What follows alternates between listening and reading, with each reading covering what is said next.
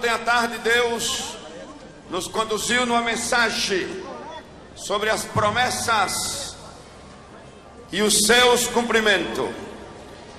E falávamos aos irmãos que era bom que todos os que escutaram a primeira mensagem também pudessem escutar a segunda, a terceira e a quarta, porque elas vão em sequência. E hoje eu quero convidá-los para o livro de Deuteronômio capítulo 10. Deuteronômio capítulo 10, versículo 12 ao 14. Capítulo 10. Agora, ó Israel, que é que o Senhor teu Deus pede de ti? Senão que temas o Senhor teu Deus, que andes em todos os seus caminhos, e o ames, e sirvas ao Senhor teu Deus de todo o teu coração e de toda a tua alma, para guardares os mandamentos do Senhor e os seus estatutos, que hoje te ordeno para o teu bem. Os céus e os céus dos céus são do Senhor teu Deus, a terra e tudo que nela há. Amém. Vou pedir um pouquinho o retorno, baixar um pouquinho o retorno para mim. Ontem ficou clara na palavra, na mensagem entregada, que nós somos portadores de promessa, que estas promessas elas têm um conteúdo, que estas promessas devem ser recebidas por fé, que estas promessas ela tem o cumprimento. E vimos que tudo o que tem na promessa procede de Deus. Agora, eu tenho certeza hoje que aqueles que estiveram aqui ontem e deixaram-se envolver no movimento do Espírito e foram tocados de uma maneira especial pela palavra, ontem mesmo, na parte da noite, hoje pela manhã para outros, muitas coisas começaram a acontecer. E eu gostaria só de dizer, na medida que você seja alcançado pela resposta, pelo cumprimento da promessa, faça pública, proclame, diga o que Deus está fazendo.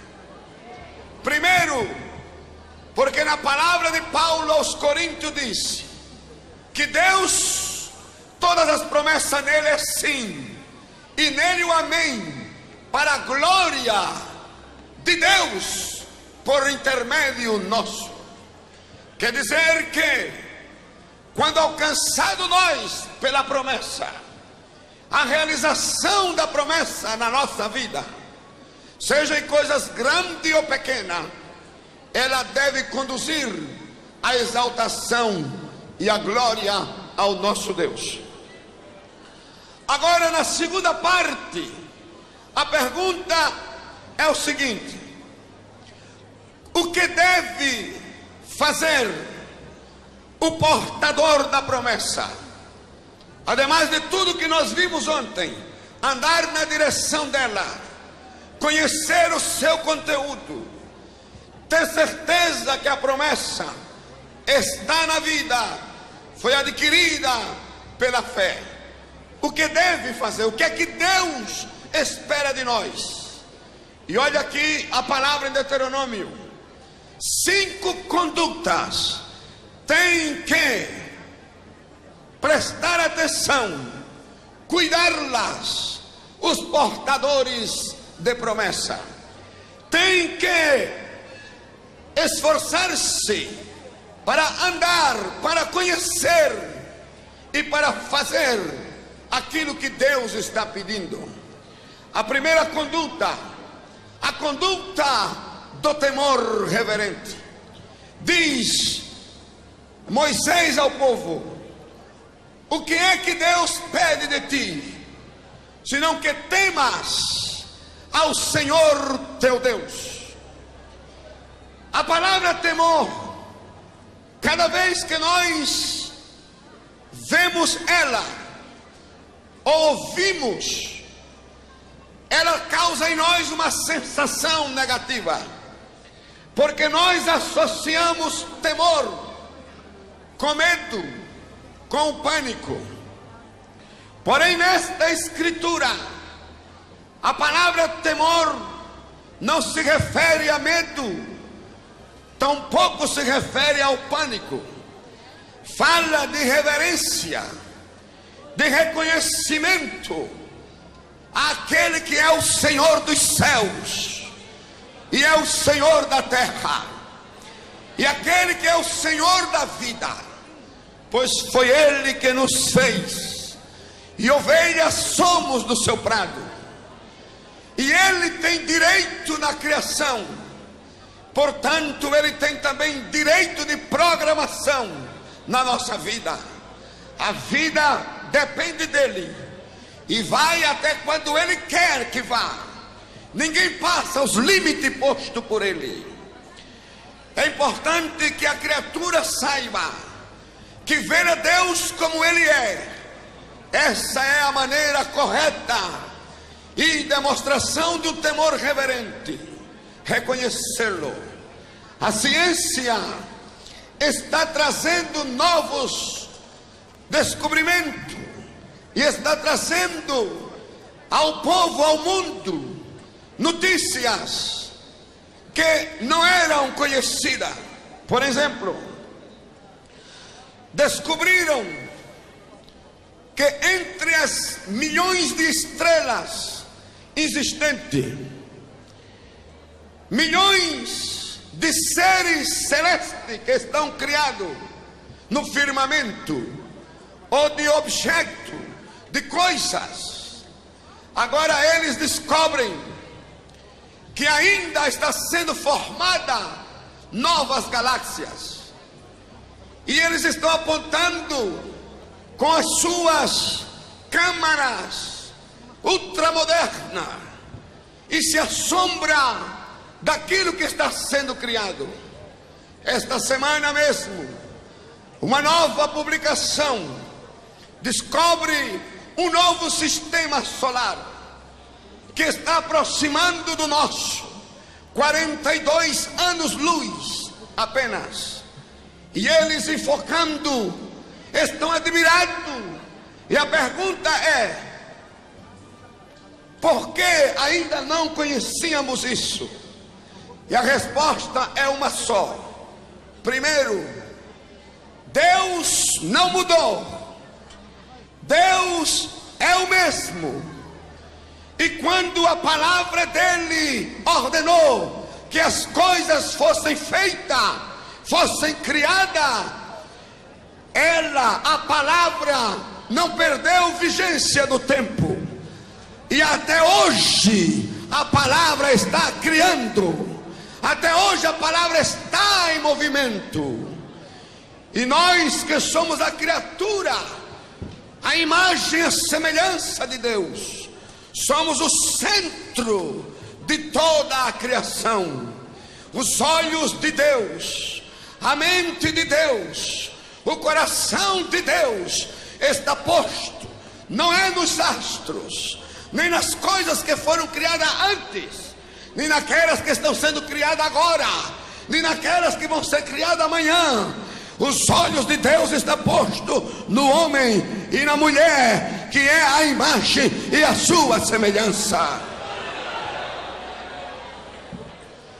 Por isso, eu gostaria de lembrar-lhes que os olhos de Deus estão neste lugar.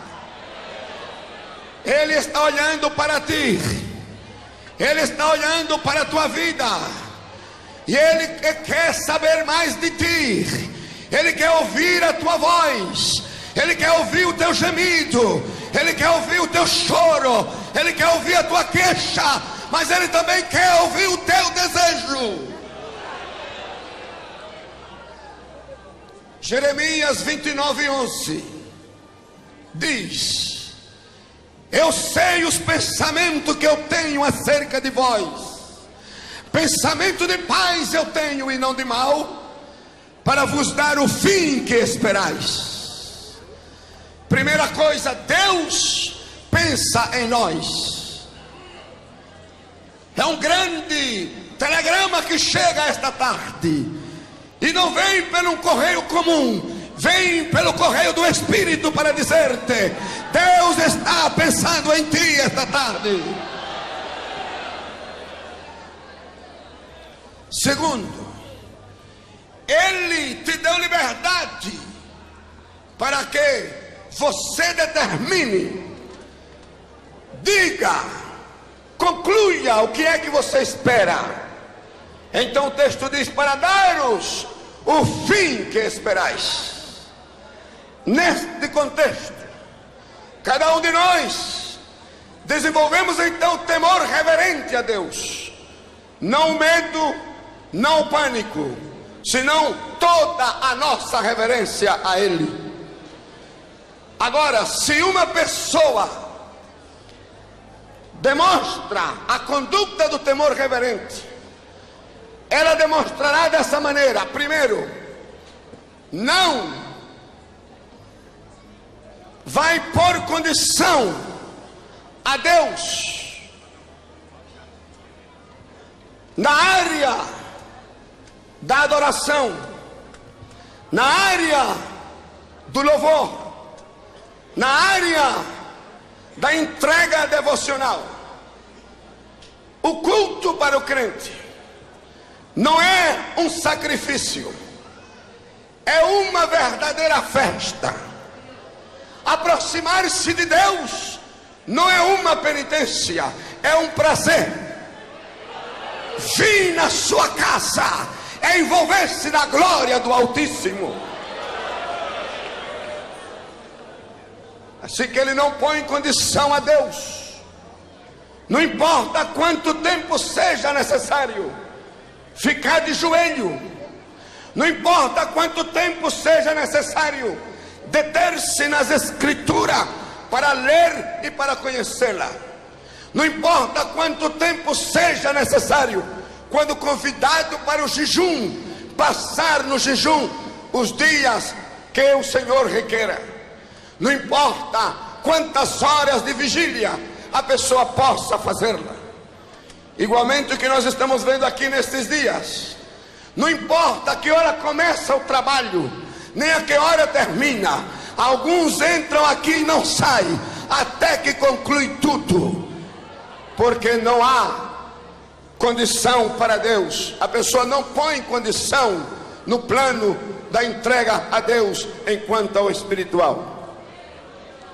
Segundo, não põe condição a Deus nas coisas que possui.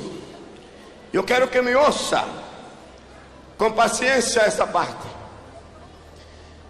Nós trabalhamos, buscamos para alcançar e para ter.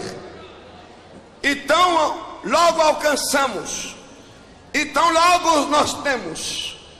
Nós nos fazemos dono das coisas e esquecemos por um momento que o que nós alcançamos, que o que nós temos, foi porque Ele, Deus, nos permitiu ter. E então começamos a administrar as coisas que temos sem Deus, tirando Deus do plano, excluindo a Deus do projeto ou do programa. O temor reverente permite que a pessoa reconheça que o que ele tem foi porque Deus permitiu, porque Deus deu, e pelo tanto aquilo que nós temos é também de Deus.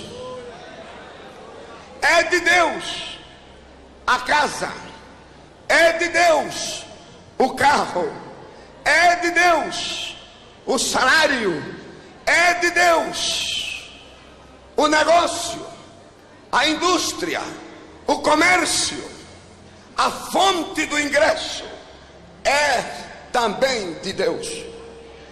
Então o que é nosso? Nosso é o direito de com Deus administrar, de com Deus dar uso nas coisas, orientá-las corretamente. Descubro que Deus não limita o direito do uso pessoal. Se a casa está comigo, eu posso morar nela, eu posso usá-la. Se o carro está comigo, eu também posso usá-lo. Se o dinheiro está comigo, eu também posso usá-lo para mim. Porém, jamais posso me esquecer que Deus também é parte de tudo. Jamais. Nesta parte da vida, nós não sabemos usar bem as coisas. Eu quero dar um testemunho de exemplo. Uma vez fui pregar na cidade de São José da Califórnia. E quando cheguei no aeroporto, me recebeu o pastor e falou comigo: eu tenho tudo preparado para o senhor no hotel. Porém, uma família da igreja, eles pediram para hospedar o senhor. E eles prepararam a casa para o senhor se hospedar nela. E deixaram uma carta. O senhor lê a carta. Eles tiveram que viajar, porque houve um problema num familiar deles em outro estado. Mas a casa ficou comigo, com a chave, com tudo para o senhor. Aí eu disse para o pastor: eu quero fazer o que o senhor determine. Então ele me respondeu: seria bom honrar a família que quer que o senhor se hospede na casa. Pois não. Então me levaram para aquele lugar. O carro saiu da área normal da cidade e entrou num bairro seleto, um bairro diferente, onde as casas são muito grandes e bem construída, com jardim, com tudo. E parou frente a uma daquelas casas e disse: aqui é a casa onde o senhor vai ficar. Entremos. Quando entrei, me assombrei pelo luxo da casa. Uma casa que eu nunca tinha visto daquele jeito. Os móveis, luxo.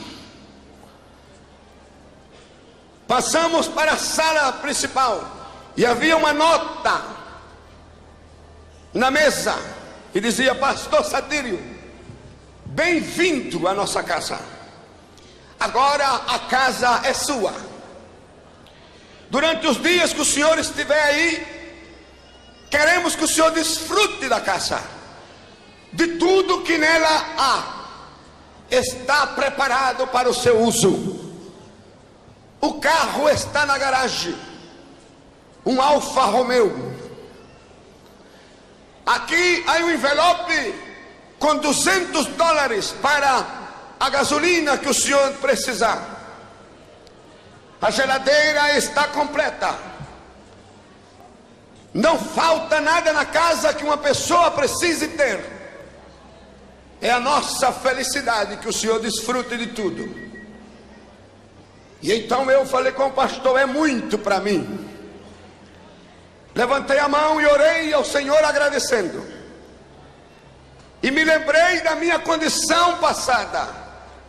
Brasileiro, alagoano, nascido em Marechal Deodoro, na beira das alagoas, andando de pés descalço pela rua quente, gritando pela rua de Maceió depois, vendendo o pãozinho que saía da padaria da casa do papai. A pele queimada, menino, debaixo da ordem de todo mundo. E agora me encontrava em um outro lugar estranho, aonde estava pisando tapete de primeira classe, numa casa de luxo, com tudo. E eu olhei para mim mesmo no espelho e falei: esse que é Deus, que levanta do pó o pobre e faz com que ele se sente nas alturas com os príncipes do seu povo. Aleluia. Aí me arrumei de novo e falei: isso é para mim. E o pastor ficou alegre, falou: o senhor gostou? Eu disse: muito bom. Então eu volto na hora para recolher para o culto. O senhor, a casa é sua. Ele foi embora. Eu fechei a porta e comecei a andar a casa toda para conhecer a casa. E aí tinha nota, disse: a casa tem 4 quartos, escolha o quarto que o senhor quer dormir. Aí eu fui conhecer os quartos. Cada quarto tinha uma decoração diferente. E andei de quarto em quarto, tocando os colchões para ver qual era o melhor, abrindo os armários, abrindo, como é que chama, os closets, para ver o que tinha de melhor ali para mim usar.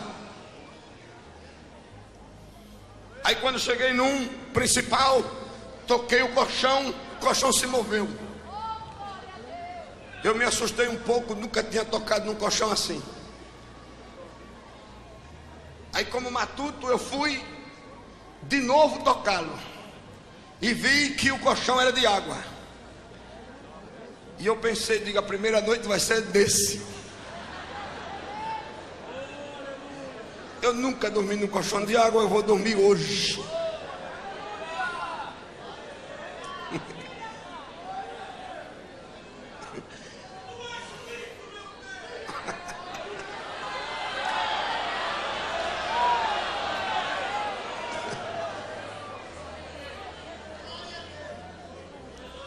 Fui na geladeira, abri a geladeira e estava cheia, de em cima até embaixo, de tudo,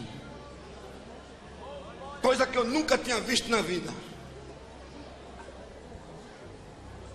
Aí comecei a desfrutar. Primeiro comi, depois fui lá para o pátio, uma piscina enorme. E eu me sentei ao lado dela, olhando só para a água. A água se balançava de um lado para o outro, como se estivesse saudando a mim. Bem-vindo, bem-vindo, bem-vindo, bem-vindo.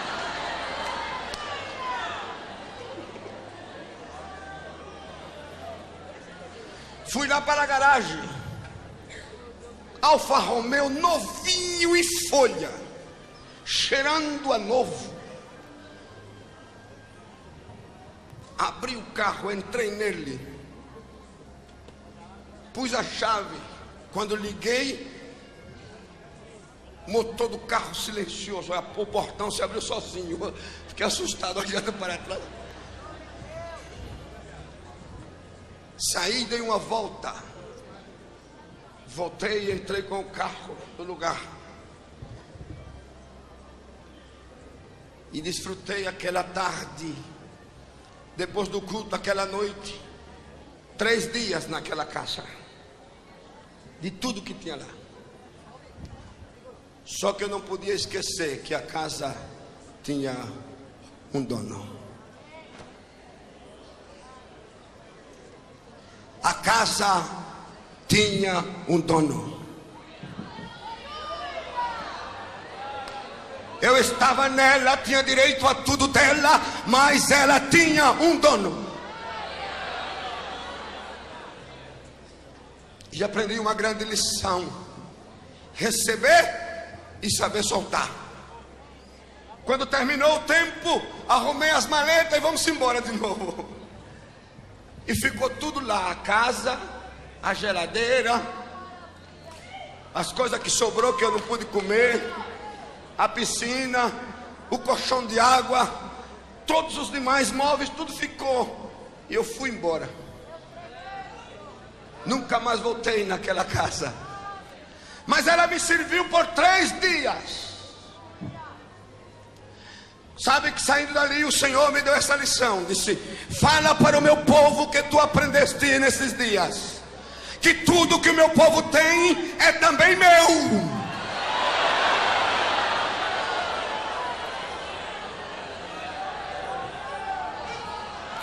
Diga ao meu povo que solte o coração das coisas, assim como tu sai deste lugar sem sentido, o meu povo deve soltar as coisas.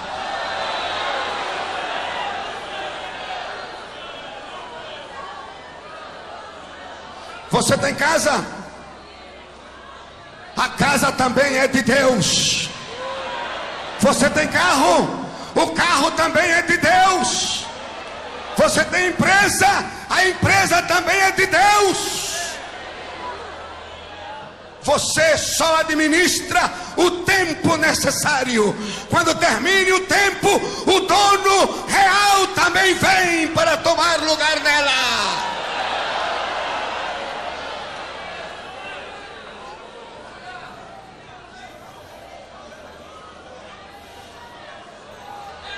Xalabacata, xarabacata.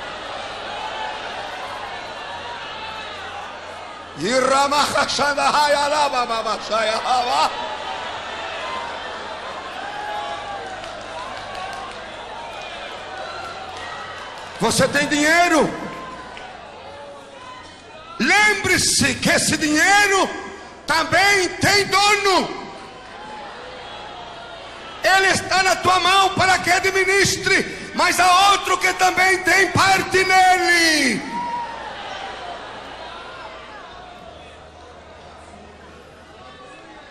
A tua conta bancária está associada com ele. Você pode girar quantos cheques queira, mas pode ser que chegue um dia que ele diga: agora gire para mim. Assine o cheque a favor do sócio maioritário.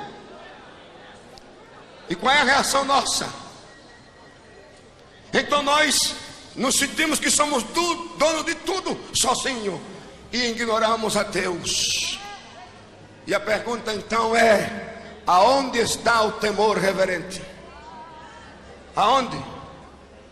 Em que consiste o temor reverente? O temor reverente é exatamente isso: eu sou dele e tudo que eu tenho também é dele.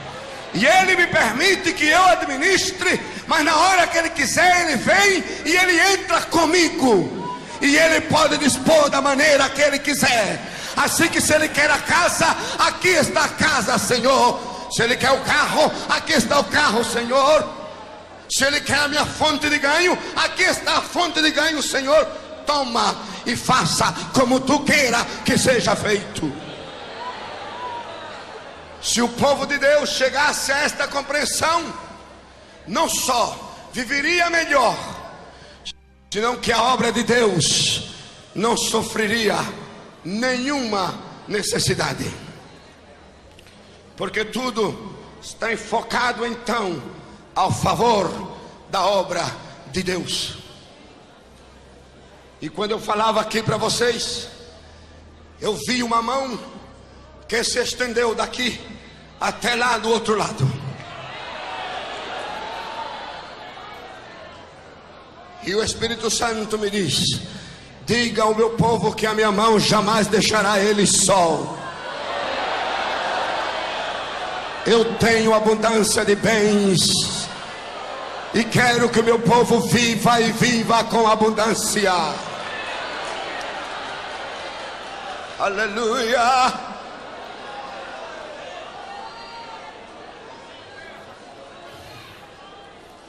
Temor reverente é a entrega de tudo a Ele compreensão que o que eu tenho também é dele. Diga: o que eu tenho também é de Deus. Aleluia.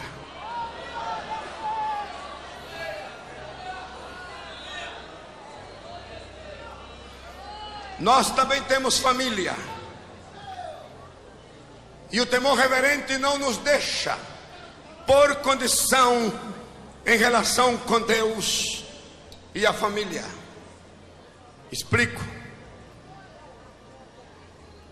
Quando nós formamos um lar, amamos o que estamos formando. E quando Deus enriquece o lar com filhos, nos sentimos abençoados pelos filhos que Deus nos deu. E logo nós começamos a programar. E programamos de tal maneira que excluímos a Deus da família. Os pais determinam que os filhos se educam para serem profissionais, para ter uma fonte de ingresso, para alcançar o maior nível social na vida, o mais alto. E nós pensamos que nós temos como pai direito absoluto nos filhos e na família. A mulher pensa que tem direito absoluto sobre o marido. O marido pensa que tem direito absoluto sobre a mulher. E eu encontrei que excluímos a Deus na relação de vida familiar frente às demandas de Deus. E o temor reverente, ele nos põe no lugar correto. Por exemplo, eu ando buscando pessoas para a obra missionária. Do ano 94 até agora 99, envolvi 200 famílias na obra missionária. Algumas estão hoje na África, outros em Centro-América, outros no leste europeu, outros na Ásia, outros aqui em Sul-América. E a batalha que eu tenho encontrado é a resistência que o povo tem sobre a obra missionária. Ouvi mulheres dizendo ao marido: se você se compromete com o trabalho missionário, com o ministério, você se compromete sozinho. Eu não quero compromisso com o ministério.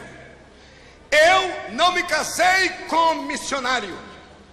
Eu não me casei com pastor. Eu não me casei com evangelistas. Eu não me casei com mestres. Eu me casei com um homem para que fosse meu esposo, pai de meus filhos. E algumas dessas mulheres, elas põem limitação, elas põem condição a Deus, ao Espírito e ao Filho amado Jesus. Elas põem condição à palavra, elas resistem qualquer chamado sobrenatural. Também encontrei homens que têm a mesma atitude.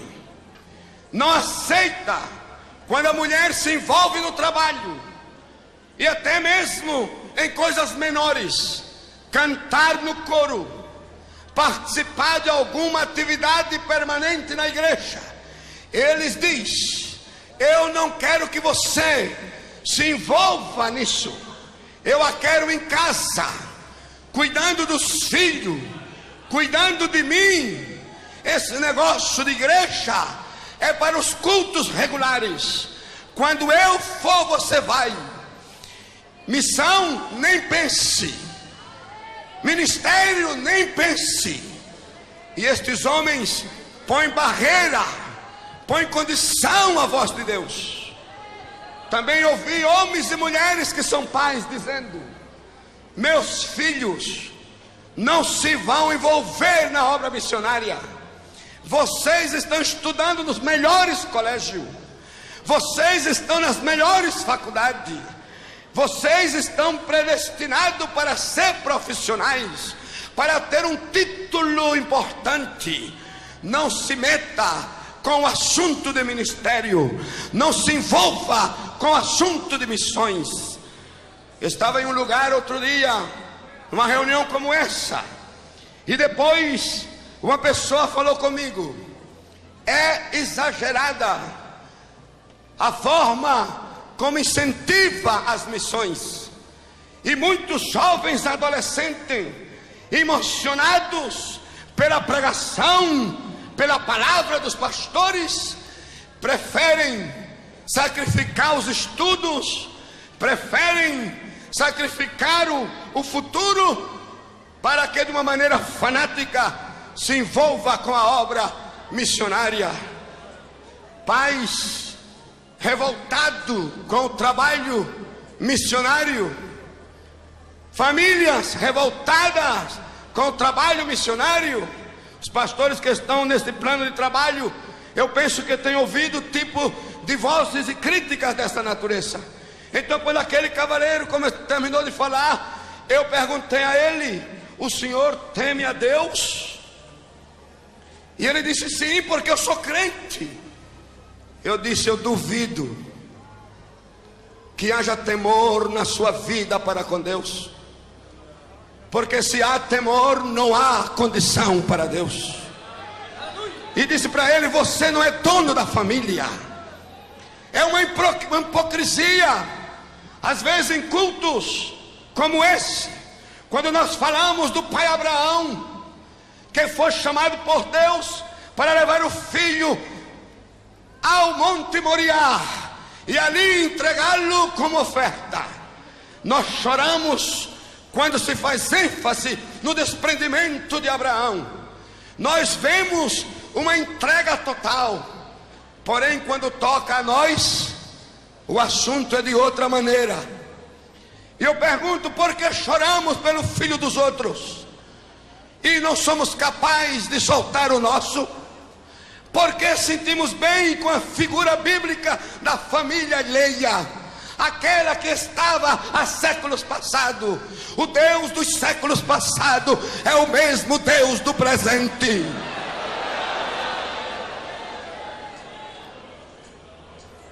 Aonde está o temor reverente? Bem-aventurado o pai, bem-aventurada a mãe, que Deus escolha o seu lar para tomar dali homens ou mulheres que sejam estrelas na sua mão, que sejam lança na sua mão.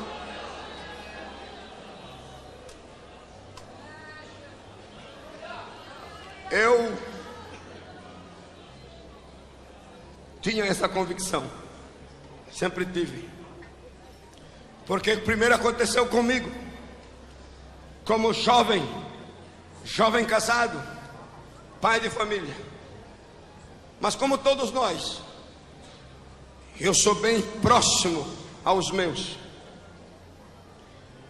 No ano de 95, eu vim numa gíria missionária com meu filho Eliseu. Fomos ao Nordeste e ele me acompanhou. Do Nordeste saímos para Buenos Aires, ele me acompanhou. Estive em cultos como estes grandes no Chile, mas em Buenos Aires primeiro terminei de pregar e fiz um chamado. Quem queria comprometer-se com Deus para o trabalho, e passou muita gente. E eu vi quando no meio do grupo estava Eliseu. Ele veio no meio do grupo, e quando eu comecei a orar, eu vi ele entre os irmãos. com as mãos levantadas e chorando. Dali passamos para o Chile. Eu preguei e houve outro movimento do Espírito. E fiz novamente o chamado. E uma multidão veio para o altar. E entre o grupo veio Eliseu de novo. E eu vi ele com as mãos levantadas chorando. Quando terminou, já de madrugada fomos para o hotel. E ele estava no outro lado do quarto, um quarto conjugal. E ele veio e falou: papai, desculpe, eu quero falar com o senhor. Digo: pois não, meu filho. Ele disse: papai, quando o senhor prega e o Espírito de Deus se derrama, o povo responde à voz do Espírito. E o povo passa no altar e chora. E entregam a Deus, fazem pacto com Deus. O Senhor ora por eles, o Senhor os abençoa. Papai, muita gente procura o Senhor. E o Senhor ouve, o Senhor atende. Hoje eu quero, papai, que o Senhor me atenda a mim. Eu quero que o Senhor me ouça a mim. Falei: pois não, meu filho. Então ele começou a chorar e falou: papai, eu sinto o chamado de Deus.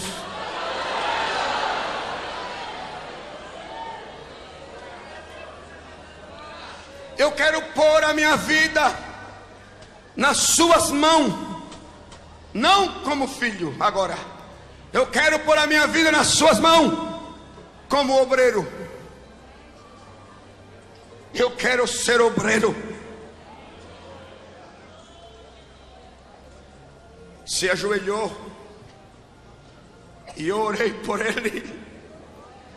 Estendi as minhas mãos e o abençoei. E na oração eu falei: Jesus, ele é teu. Faça como tu queira fazer. Levanta ele, Jesus. Leva ele aonde tu quer.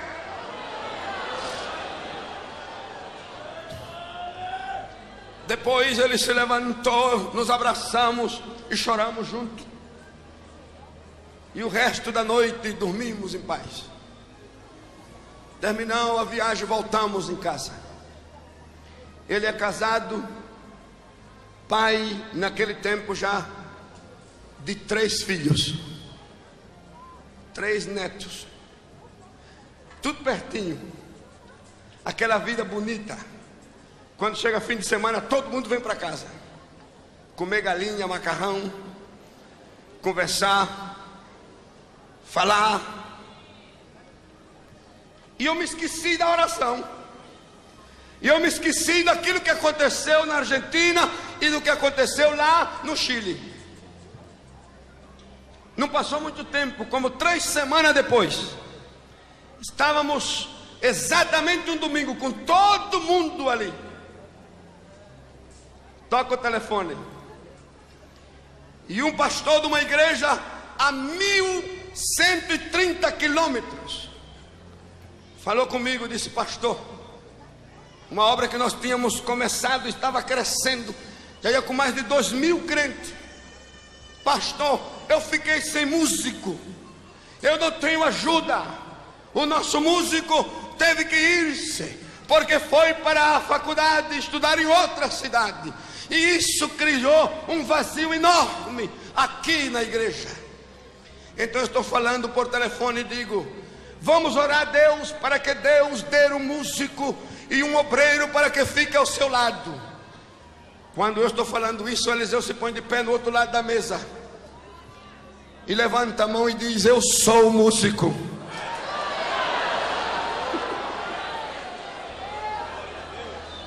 Eu sou músico. Eu olhei para ele, eu nunca vi ele tocar nada. Digo: como é que é músico se nunca tocou nada? Aí falei para o irmão no telefone, eu digo: amanhã eu volto a chamar o senhor e vamos conversar a ver o que é que a gente tem. Fechei o telefone e ele ficou de pé e falou: eu sou músico. Falei: mas meu filho, eu nunca vi você tocar. Ele disse: mas eu sei tocar. Digo: você sabe aonde é essa igreja? Essa igreja está a 1.130 quilômetros daqui. É um lugar longe, quente, difícil. Comecei a pôr um montão de coisa para ele ter medo. A minha esposa ficou olhando para ele e olhando para mim. E eu já comecei a pensar: os meus netos vão se embora daqui. O meu filho vai se embora daqui. E quando eu estou naquela luta interna, ouvi a voz do Espírito Santo: tu me entregaste o teu filho.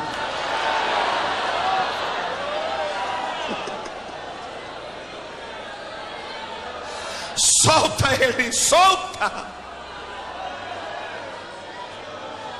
Solta. Aí eu senti uma dor no coração e comecei a ver os netos e comecei a pensar. E outra vez o Espírito Santo: solta o teu filho, solta. Então eu falei com ele: certo. Aí ele disse: papai, lá na Argentina Deus falou comigo. Lá no Chile Deus falou comigo. Lá no Chile o Senhor orou por mim. Eu já não sou simplesmente seu filho, eu sou o obreiro. Envia-me, papai. Chamei o pastor naquela mesma tarde e falei: já tenho músico. Ele falou: quem? Eu falei: Eliseu. O Eliseu? Digo: eu vou mandar ele para lá, você veja o que é que ele pode fazer. E foi o Eliseu para lá. Em um mês, Eliseu estava tocando guitarra, estava tocando piano, estava tocando bateria. Em um mês formou grupo. Em um mês a igreja entrou numa tona. O pastor me chamou e disse: assombroso, é assombroso o que eu estou vendo.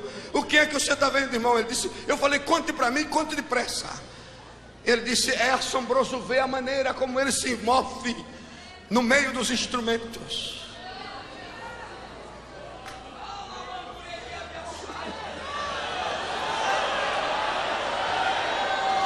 Solta o teu filho, solta.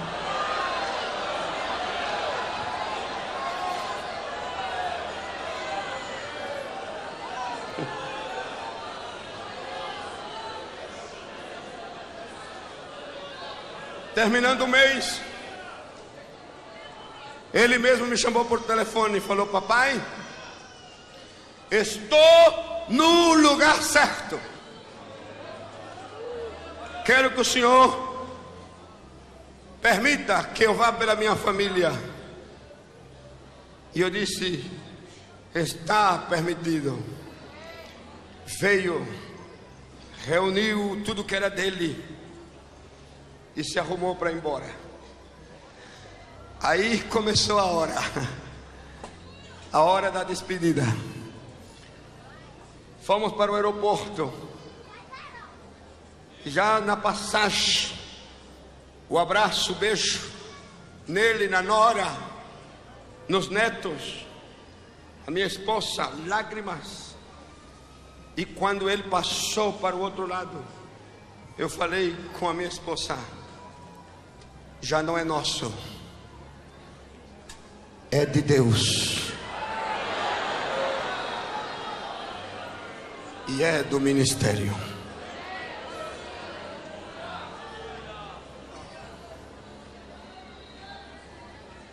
Três anos trabalhou naquele lugar.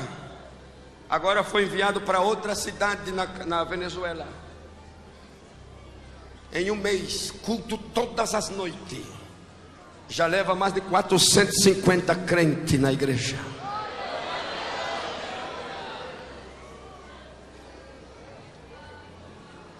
A pergunta é: até quando vamos sacrificar a obra de Deus?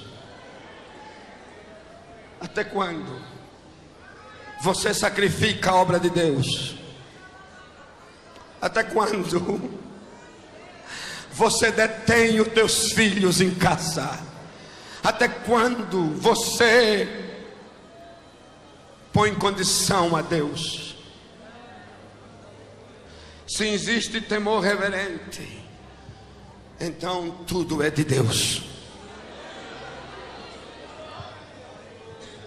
Capítulo 5 de Coríntios, verso 15. Permita ir ali.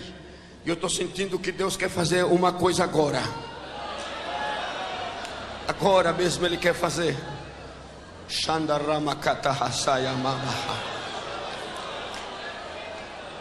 Fique de pés, por favor.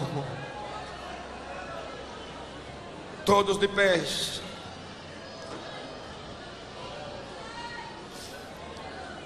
Cinco 15. E Ele morreu por todos. Está falando de Jesus.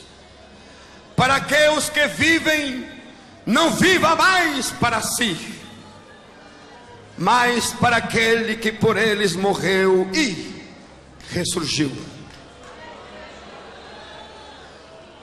Temor reverente. Essa compreensão. Primeiro Ele morreu por todos. Morreu por ti. Morreu pela tua família. Morreu pelo teu esposo. Morreu pela tua esposa. Morreu pelos teus filhos. Morreu pelos teus netos. Morreu pelos teus bisnetos. Morreu pelos teus tataranetos. Ele morreu por todos. Agora, a razão da sua morte foi para que todos aqueles que vivam já não vivam para si. Como é que eu posso liberar-me de viver para mim? Morrendo também juntamente com Cristo, permitindo que a minha natureza seja consumida pelo poder da sua morte e pelo poder da sua ressurreição, a fim que a vida que agora eu vivo já não seja para mim, senão para aquele que ressuscitou, ressurgiu, para que juntamente com Ele possamos fazer a obra. Esta tarde eu sinto o Espírito Santo movendo-se. E escutem, eu quero fazer o chamado. Estamos fazendo um corte na mensagem para dar lugar ao Espírito. Eu quero que você agora seja sincero. Tire toda a hipocrisia. Remova toda a condição. Ceda tudo a Deus. E neste de ceder a Deus, estamos dizendo tudo. Intente nesta tarde chegar no ponto que Ele quer, como portador de uma promessa que você é. Não viver para você, senão viver para aquele que morreu por ti. Levante a sua mão. Shandayaramakata Soberekatahamanasanda. Esta é a tua tarde de poder. Tarde do poder. Flui agora. O teu povo está cedendo a uma entrega absoluta, sem reserva, sem controle, sem condição. Recebe agora essa vida. Recebe agora. Recebe agora esta vida. Recebe agora este lar. Recebe agora esta família. Recebe agora. Shaya yamakata sharabahaso. Ikeneriamano kotori bikantanaba shaya rabalakatoma. Urime koshebi antaya lama komaya. Toma controle agora no espírito, controle agora na alma, controle agora no corpo, controle agora na mente. Ninguém tem domínio próprio, ninguém põe condição diante de Deus. Todas as vozes pronuncia, proclama, se rende, entrega tudo a ti, ó Deus. Hikamanashai, Ihikatarabashepia Kataramakaia, Ihabasoba Ramanakata Hashandalaya, Hikamanashobia Raketomanea. Quebra o jugo agora, quebra o jugo agora. O jugo da indiferença se quebra agora.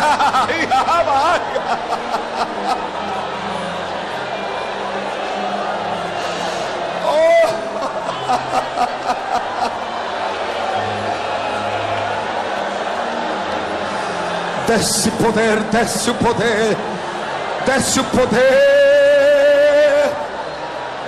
Chama de Deus, chama de Deus. Hayamakataya shaya hamanaka rama sobe akata hai. Yeah. Shaya hamayakam ah. Shaya hamayakaya.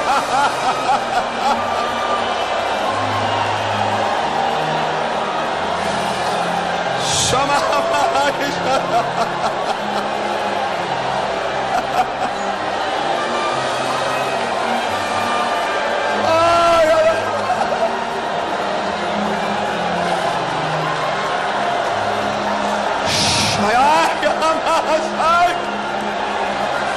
Chama Catarina Magia.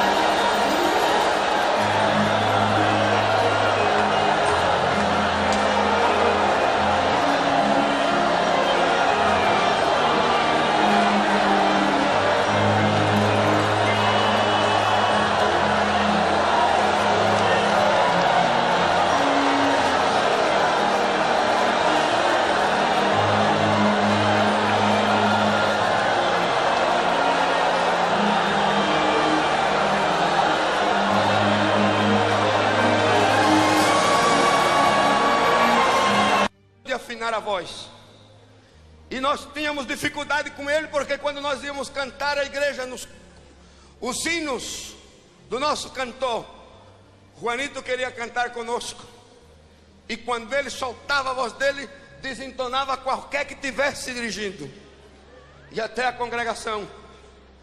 Era uma coisa difícil. Se aproximava a festa de aniversário da igreja. O coro de jovens se preparava para cantar. A dirigente do coro veio falar comigo e disse: tem um grande problema. Eu quero que o senhor me ajude. Eu digo: o que foi, minha filha? Ela disse: o senhor sabe que nós estamos preparando o coro para cantar na festa de aniversário. E Juanito quer cantar no coro. E o senhor sabe que isso é impossível. E eu falei para ela: você tem razão. Tranquilizem-se que eu vou falar com ele. Ela disse: pois não, eu espero. Mas essas coisas do trabalho eu me esqueci. E nunca falei com Juanito. Passaram-se os 2 meses dos ensaios. Chegou o dia da festa. A igreja estava cheia. Visitantes de todas partes. E quando, na ordem do programa, a mocidade vai cantar. E eu vi a mocidade lá na porta do templo. Aí foi que eu me lembrei de Juanito. Eu digo, e Juanito?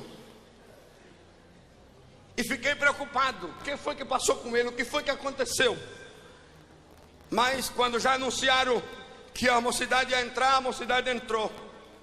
E quando entrou a mocidade, eu vi ele no meio dos moços.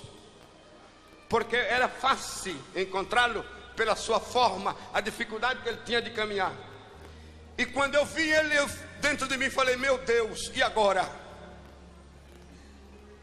Olhei para a moça, e ela vinha feliz na frente. Eu vendo ela feliz, eu pensei, alguma coisa fizeram. Aí vieram e se arrumaram todos na frente. E eu vi que Juanito foi posto no centro.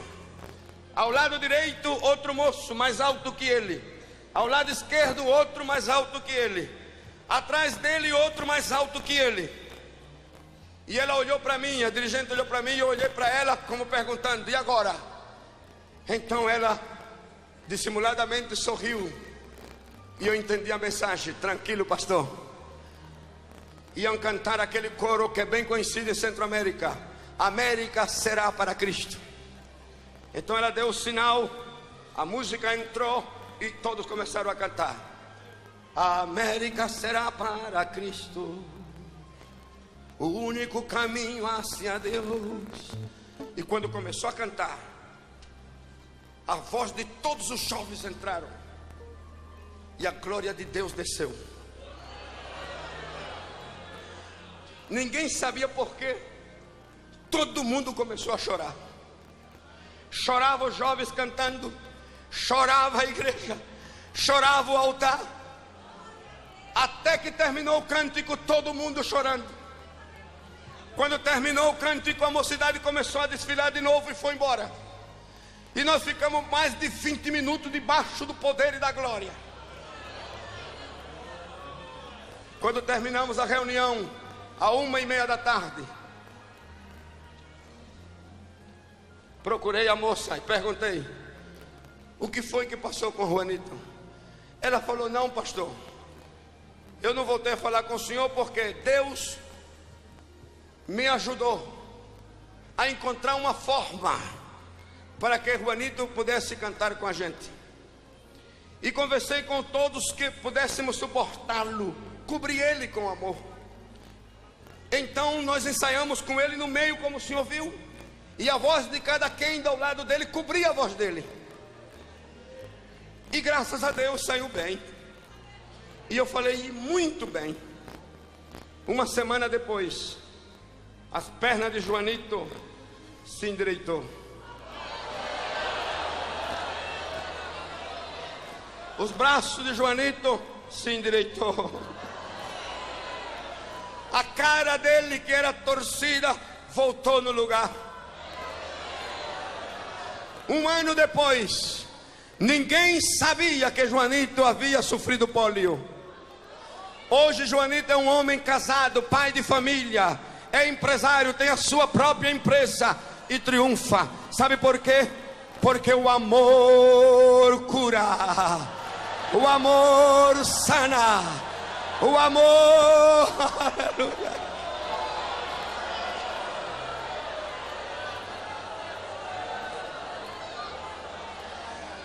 Tem alguém doente na tua igreja? Cobre ele com amor. Tem alguém doente na tua casa? Cobre ele com amor. Mas ninguém pode amar ao próximo se primeiro não ama a Deus. Quarta conduta: e que sirvas ao Senhor teu Deus. A palavra servir, ela também é complexa, e nós temos problema com ela, porque cada vez que nós lemos servir, nós associamos com servo. E deixe eu fazer uma aclaração aqui. Essa palavra não tem nada a ver com servo. Aqui o que se refere é a ser útil. Deus te elege, te levanta ao nível dele, para que com ele possa realizar obras. Não é um servo que não sabe o que faz o seu senhor, nem que obedece só por obedecer. Aqui se trata de alguém que tem faculdade mental, capaz de raciocinar frente ao compromisso, e se une com Deus para realizar aquilo que Deus quer que seja feito. Quando você entende que esta é uma posição de privilégio, então as coisas, ela toma outra conotação. Jesus, tratando os discípulos, e eles se puseram na posição de servo, e sempre atenderam como servo. E um dia Jesus viu que não era bom aquela posição para eles, e falou com eles: já não vos chamarei servos, porque os servos não sabem o que faz o seu senhor, mas vos chamarei amigos. Por que amigo? Porque o amigo, ele não tem barreira para aproximar-se. A liberdade, a íntima comunhão, a confiança. E o que Jesus estava dizendo é: entre agora no meu tesouro escondido, entre agora na minha intimidade, descubra o teu coração comigo, deixe que eu descubra o meu coração contigo. E pôs eles na condição de amigo. Mas na frente o apóstolo São Paulo diz: e o Espírito mesmo dá testemunho ao nosso espírito de que nós somos filhos de Deus. E se somos filhos, somos herdeiros com Cristo. Agora note a escala: primeiro servo, depois amigo, depois filho. E se o pai é o rei, os filhos são príncipe. Então, de servo passou a amigo, de amigo passou a filho, de filho passou a príncipe. E esta tarde eu tenho o grande prazer de estar falando aos príncipes do Senhor, às princesas do Senhor que vieram para este lugar. Aleluia. Os homens, diga: eu sou príncipe. Aleluia. As mulheres, diga: eu sou princesa.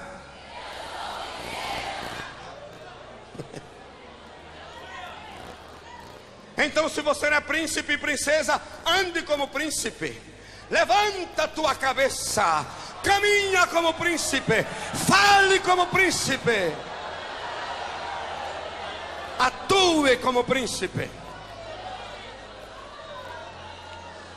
Há príncipe lá fora na tenda e há princesa lá fora. Os príncipes que estão lá fora, as princesas que estão lá fora, dê um glória a Deus bem forte.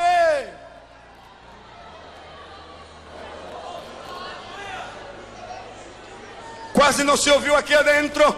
Outra vez, os príncipes e as princesas que estão lá fora pelas ruas e na tenda deram glória a Deus bem forte.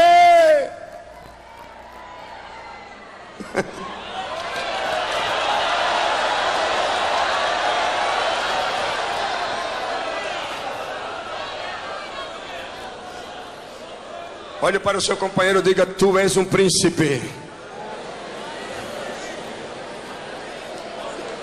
Príncipe, príncipe, príncipe, príncipe, princesa, princesa, príncipe, princesa. Aleluia!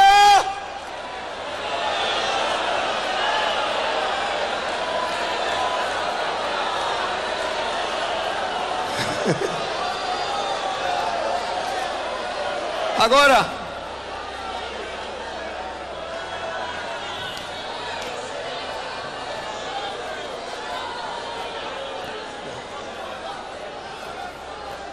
olhe bem.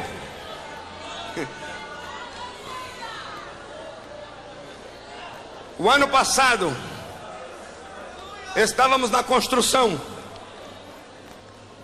Estamos construindo um templo que mede 50 metros por 60. O país da Colômbia entrou numa crise econômica tremenda. O governo decretou emergência econômica. 4 bancos fecharam.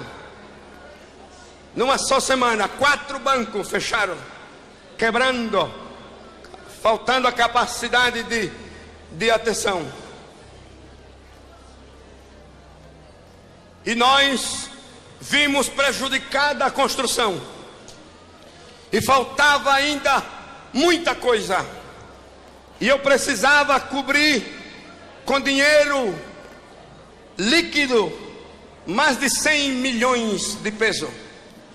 E só tinha para cobrir uns 22 milhões.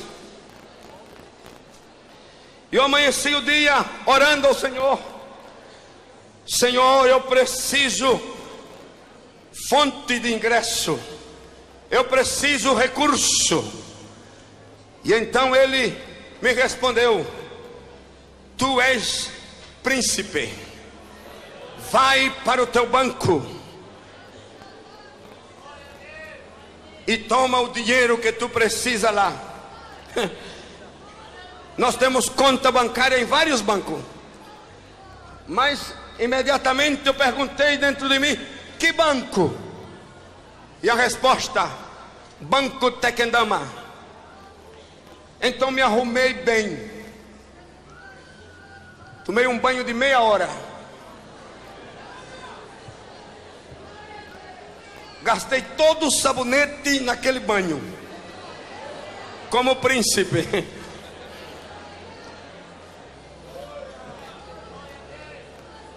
Depois me perfumei bem.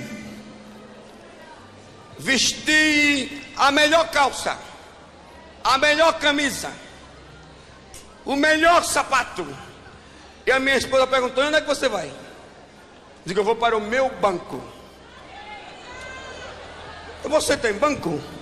Digo: tenho, hoje eu tenho banco. E fui para o banco. Dado aos problemas que estava vivendo a economia do país, todos os bancos estavam completamente fechados de gente. O povo estava nervoso. Aí eu cheguei onde está a secretária da gerência. E ela me olhou e falou: as suas ordens, senhor.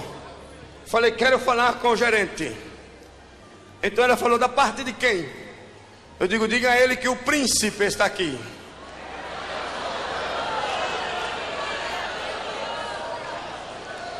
A moça me olhou da cabeça aos pés e não falou nada, se levantou e disse: um momento.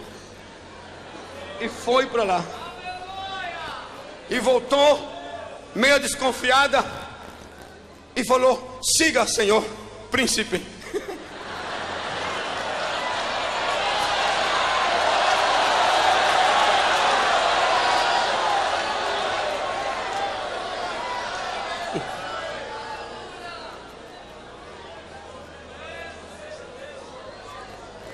Quando eu entrei na porta da gerência, o gerente estava sentado, me olhou e por um instante ficou assim. Disse: você é o príncipe? E eu respondi: e esse é o meu banco. Então ele falou: sente. E eu me sentei e começou a sorrir. Ele sorriu e olhava para mim, botava a mão na cabeça e sorria. O príncipe.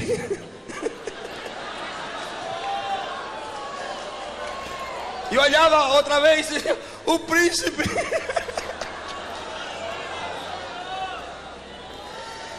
E eu ria com ele também. Como 5 minutos. Ele olhava para mim, sacudia a cabeça e sorria. E cada vez que ele dizia o príncipe, eu dizia: meu banco, meu banco, meu banco.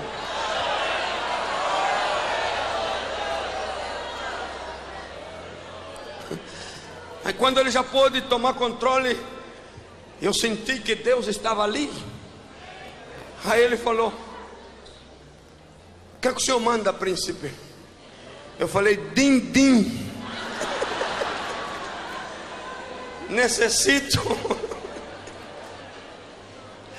Eu necessito din-din. Aí ele me olhou e falou, o que é isso? Digo, tudo que tem lá naqueles cofres lá. Aí perguntou quanto? Falei, 100 milhões. Ele olhou para mim e disse, o senhor sabe que nós estamos em crise econômica? Eu falei, a crise é para quem não tem banco. Para quem tem banco não tem crise. Eu preciso na conta da igreja 100 milhões de pesos. Ele se levantou e falou, um momento. Foi e chamou 2 pessoas. Vieram as 2 pessoas e perguntou, a conta do Centro Cristiano, ela trouxe, está assim, assim, assim, assim. Disse, por favor, quanto eu tenho disponível como gerente de autonomia hoje? Ela foi e deu um papel na mão dele. Então ele falou para ela, disse, ponha na conta da igreja 100 milhões de pesos.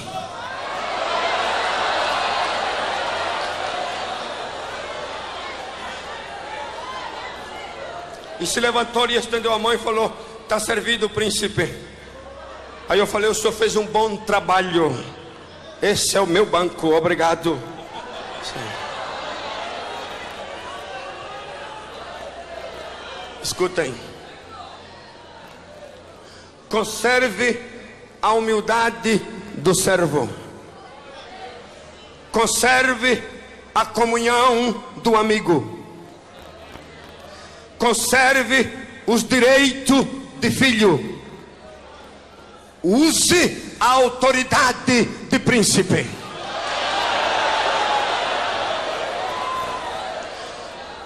Esta já não é a tarde, esta é a noite do poder.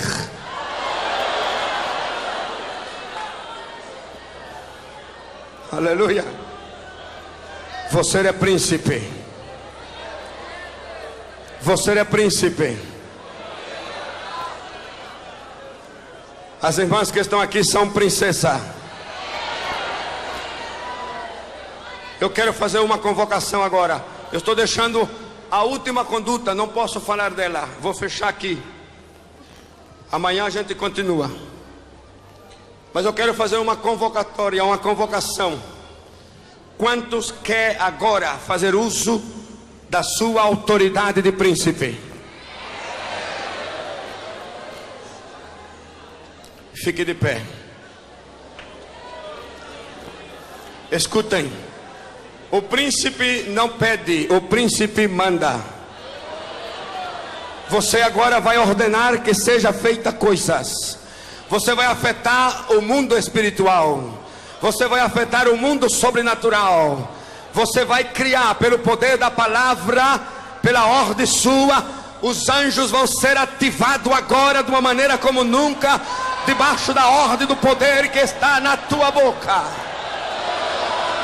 Tome bancos, tome indústria, tome comércio, tome negócios, tome a Assembleia Legislativa, tome o governo do Estado, tome a cidade, tome a prefeitura, tome o poder econômico da cidade, o poder econômico do Estado, tome o poder econômico do país. Esta é a hora de Deus para o seu povo.